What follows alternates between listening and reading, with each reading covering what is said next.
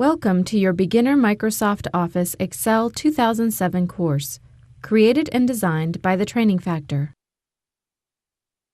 Click on the Attachments menu in the upper right corner of your screen to download the attached workbook for this course. At the end of this course, you will be tested on the material and must score 70% or above to pass. This course is for educational purposes only. Please consult with your supervisor and legal counsel with regard to your policies, procedures, and conduct in the workplace. At the bottom of your screen, you will see some player controls. If you need to pause the course to take notes or for any other reason, click the Pause button. To go back and watch a previous slide again, click the Back button. Click Continue when you are ready.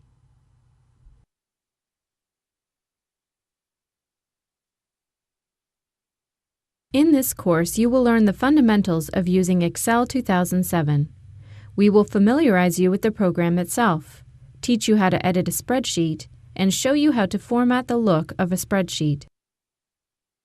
Microsoft Excel is a computer program that allows the user to work with data and numbers in a more efficient way, rather than manually crunching numbers with a pencil and paper. But it does much more than just crunch numbers. You can use it for budgeting, managing name lists or data records, inventory management, and creating forms, charts, and graphs. It is also a great tool because it's part of the Microsoft Office suite that often comes with new computers and is used in almost every business around the world. In this lesson, you will learn how to start up the Excel program on your computer, describe the program interface along with its new features, and get you familiar with moving around in your Excel spreadsheets.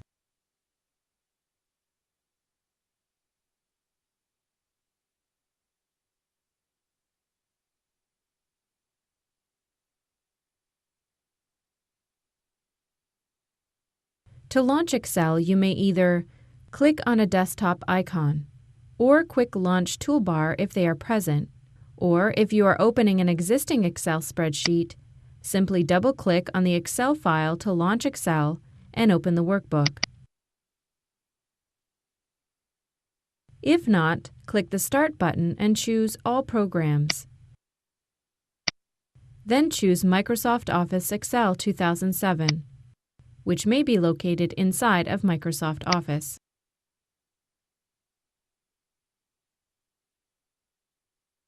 Now it's your turn. Open Excel using the methods just learned. Use your mouse to click on areas of the interactive screen.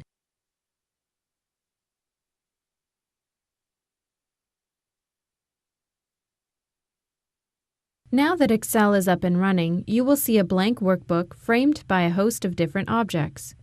This workbook contains 3 worksheets by default, which you can access using the tabs on the bottom of the screen. Inside a worksheet is where you can enter text, numbers, formulas, charts, pictures, and other objects. Each worksheet displays only a portion of the many available rows and columns at a given time. Where a row and column intersect is called a cell. None of that has changed if you are familiar with previous versions of Excel. However, you will notice that the look of Excel has changed. Don't worry though, once you've completed this course, you won't ever look back. I will describe these new changes as we take a look at the different elements of the Excel window.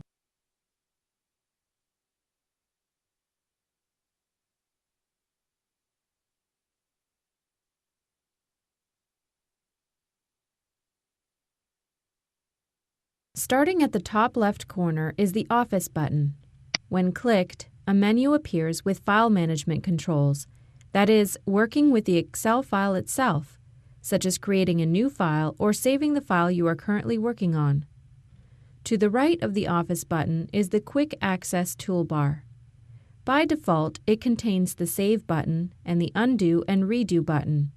However, by clicking the small arrow button to the right of the toolbar, you are able to customize it with almost any command you need.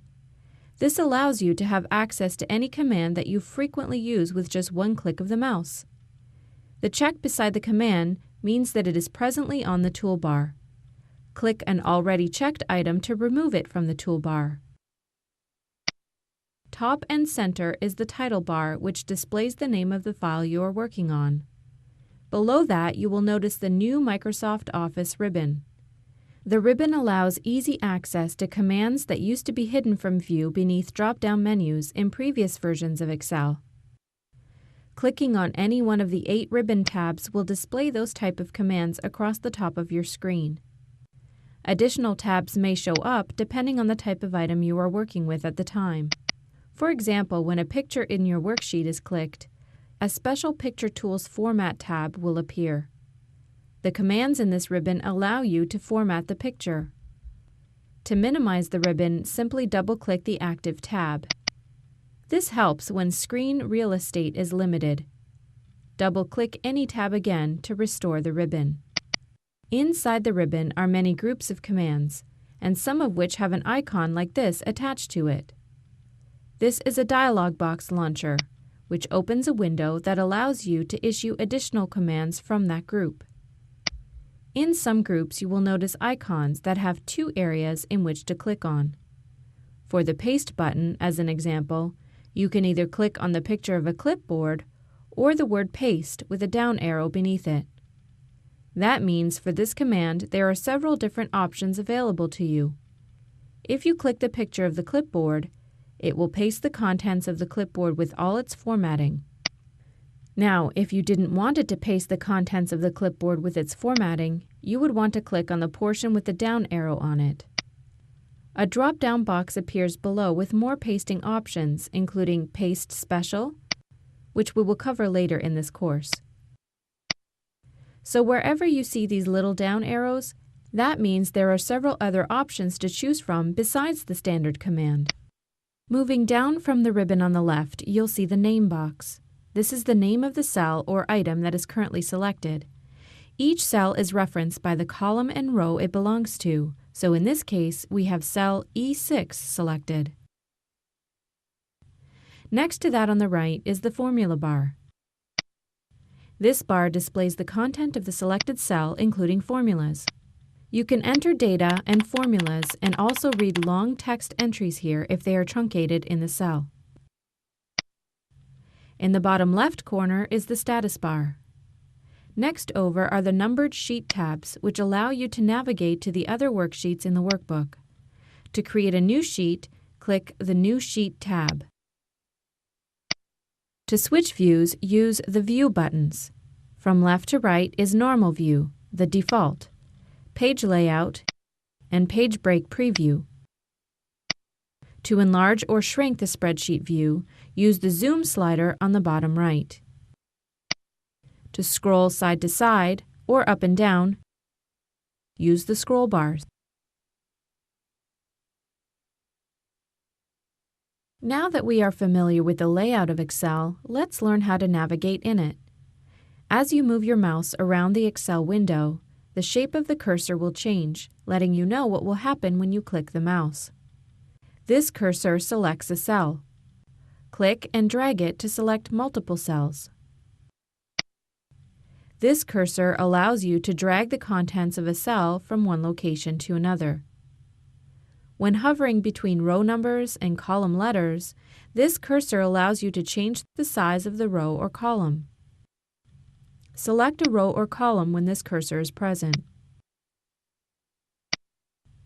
In the formula bar or a text box, this cursor will let you enter text when clicked.